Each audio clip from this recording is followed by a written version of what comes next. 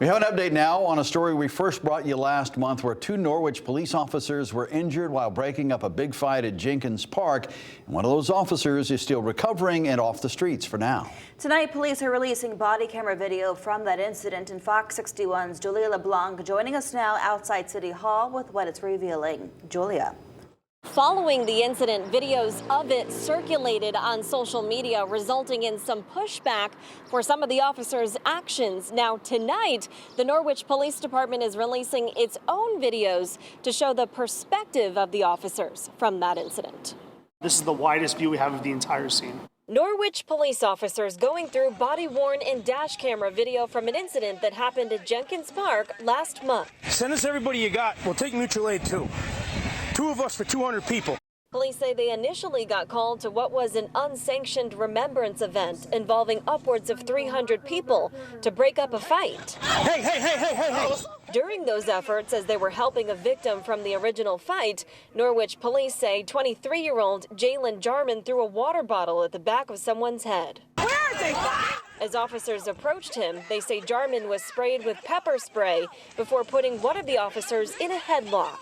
You have an officer in a potentially life-threatening neck restraint, something that as a police department, we can't even use for state law.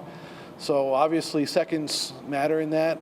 Norwich Police Chief Patrick Daly says officers then used their hands, more pepper spray, and a taser to get Jarman to release the chokehold, eventually arresting him.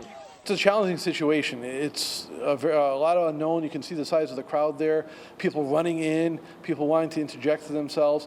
Chief Daly says they're looking for other suspects and piecing the complicated situation together. But Jarman's mother, who was in the room as police went through this video, isn't pleased by what she's seeing. I'm just not happy. I don't believe that they de-escalated it the way that they should have. I think they could have done better. Looks like they filled out the application and showed up the next day. Tanika Davis claims her son was involved in an altercation prior to the officers getting involved, got pepper sprayed, and then wasn't sure who he was fighting. He was maced, he was running, he was in the blind, and they never identified themselves.